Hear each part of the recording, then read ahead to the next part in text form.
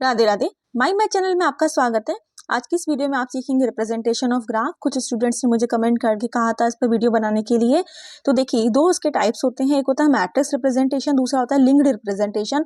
Matrix में भी दो टाइप्स हैं यहाँ पे, एक होता है एडजेसेंसी मैट्रिक्स के थ्रू रिप्रेजेंटेशन, दूसरा इंसिडेंस मैट्रिक्स के थ्रू। ठीक है, तो इस वीडियो में आज मैं डिस्कस करने जा रही हूँ एडजेसेंसी मैट्रिक्स हम कैसे बनाते हैं for different types of graphs. देखिए, चलिए स्टार्ट करते हैं। देखिए, फर्स्ट है हमारा अनडायरेक्टेड ग्राफ। अनडायरेक्टेड ग्राफ आप जानते हो जिसमें डायरेक्शंस गिवन नहीं होती, जैसे ये ग्राफ्स बने हुए हैं ना। तो इसमें हमें क्या करना है, कैसे बनानी है मैट्रिक्स।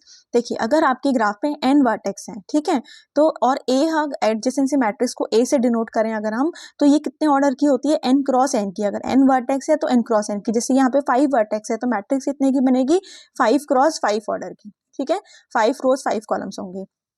अब इसमें जो एंट्रीज हैं वो क्या होगी, वो 1 होगी या 0 होगी। लेकिन 1 कब होगी, जब क्या हो, एक एज हो, कहाँ से, ith से jth वर्टेक्स के बीच में।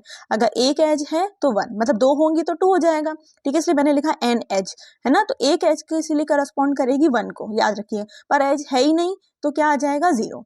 जैसे हम यहाँ बात करें इस वाले ग्राफ में, ए से कौन कौन से वर्टेक्स कनेक्टेड है, कहाँ तक एज इज डायरेक्टेड, मतलब डायरेक्ट सीधे एज कहाँ तक है, ए से बी तक है, सी तक है, डी तक है। ए से ई तक तो कोई सी एज नहीं है ना, मतलब बी के थ्रू जा रहे हैं लेकिन डायरेक्ट कोई एज नहीं है। तो डायरेक्टली जो कनेक्टेड है किस किस से कनेक्टेड है, ए बी सी और डी से। तो देखिए, ये जो फर्स्ट रो है वो ए के करस्पॉन्डिंग है, सेकंड बी, ऐसे ही सी डी ई के लिए।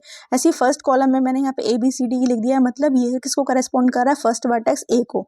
किसी को भी लिख सकते हैं लेकिन हमेशा याद रखिए, अगर 1 2 3 करके दिया हो तो 1 2 3 में लिखिए, ABCD दिया हो तो इस तरह से लिखिए। ठीक है, ऑर्डर में लिखेंगे तो ज्यादा अच्छा रहेगा। तो अब हमने क्या किया, अब ए से जो एज है वो बी सी और डी के लिए है ना, तो ए से बी सी डी, इसमें क्या आ गया 1, बाकी में क्या आ गया 0। और एक चीज आप और ऑब्जर्व कर सकते हैं, यहाँ पर भी किसी वर्टेक्स पे से सेल्फ लूप नहीं बना हुआ है। तो मतलब ए से ए डायरेक्ट, ए से ए तक की कोई एज नहीं है, बी से बी के लिए कोई एज नहीं है। तो मतलब क्या आ जाएगा, ए से ए में क्या हो गया 0, बी से बी में क्या हो गया 0, मतलब डायगोनल पे क्या होगा 0। तो डायगोनल एंट्रीज को डायरेक्टली 0 लिख सकते हैं अगर सेल्फ लूप्स नहीं है। जिन वर्टेक्स पर सेल्फ लूप होगा उसके लिए 1 आ जाएगा, नहीं होगा तो 0 आ जाएगा। 1 नहीं 2 आएगा, वो आगे मैं आपको बताऊंगी। ठीक है, लेकिन अगर सेल्फ लूप नहीं है तो क्या आएगा 0। ठीक है, इतनी बात। अब ए की हमने 1 1 बना दिए। बी से कहाँ कहाँ एज है, ए सी और ई के लिए। तो बी से ए के लिए 1 आ गया, फिर सी के यहाँ 1 आ गया और ई। ठीक है, ये 1 आ गया, उधर हमारा 0 आ गया क्योंकि बी से डी के लिए नहीं है कोई। ठीक है, ऐसे मतलब बी और डी कनेक्टेड नहीं है। ऐसे सी किस किस से कनेक्ट हो रहा है, ए से, बी से और डी से। तो ए के लिए 1, बी से 1 और डी के लिए यहाँ 1, बाकी में क्या हो गया 0।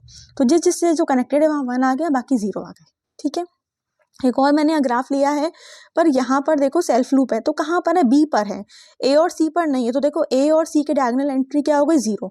अब बात करते हैं बी के डायगोनल एंट्री क्या होगी। तो क्योंकि जो सेल्फ लूप होता है वो 2 करस्पॉन्ड करता है डिग्री, या ऐसे कहें जैसे ये यहाँ से भी जा रही है यहाँ से भी, तो इसके लिए करस्पॉन्डिंग क्या आएगा 2। ठीक है, तो इसीलिए बी के डायगोनल पे क्या आ गया 2।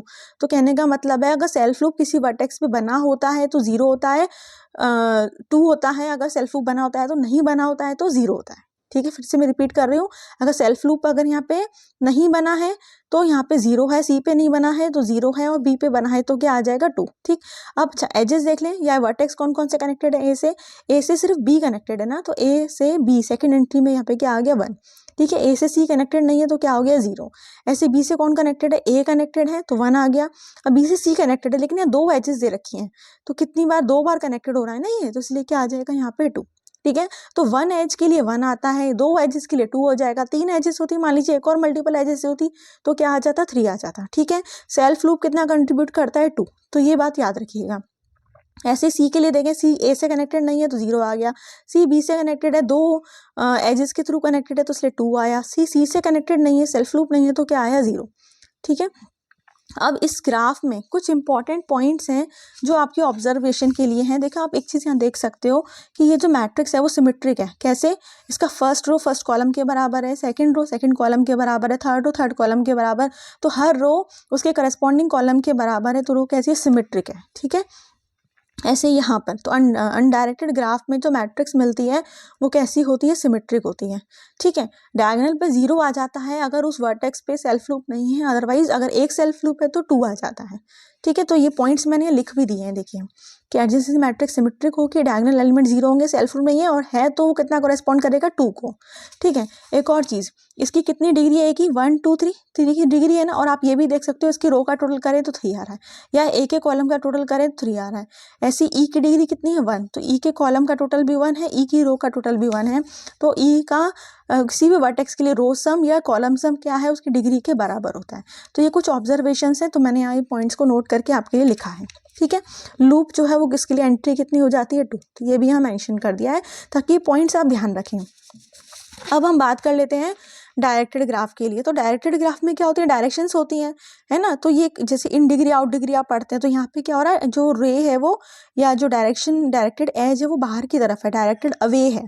ठीक है, तो डायरेक्टेड अवे वाली लेनी होती है हमें। तो 1 कब आता है, जब ith वर्टेक्स से jth वर्टेक्स की तरफ जा रही है। ए से अगर बी की तरफ जा रही है तो डिग्री 1, ठीक है, अदरवाइज 0। ठीक है, तो जैसे अगर हम ए की ही बात करें तो ए से कहाँ हमारी डायरेक्टेड अवे हो रही है एज बी के लिए सी के लिए, तो बी और सी के करस्पॉन्डिंग तो 1 आ गया, बाकी क्या हो गया 0 हो गया। ऐसे बी के लिए डायरेक्टेड अवे सिर्फ सी पर है, तो क्या आ गया 1, अदरवाइज 0। तो इस तरीके से आप इस मैट्रिक्स को बना लेंगे। अब यहाँ देखिए, यहाँ मैट्रिक्स जो है सिमेट्रिक नहीं है, फर्स्ट रो फर्स्ट कॉलम के बराबर नहीं है, तो यहाँ जरूरी नहीं है कि मैट्रिक्स हमें सिमेट्रिक मिले, लेकिन अनडायरेक्टेड ग्राफ में सिमेट्रिक मिलती है, पहली बात। ठीक है, दूसरा यहाँ पर क्या होगा, जो रो का जो सम है वो उसके आउट डिग्री के बराबर होगा, है ना।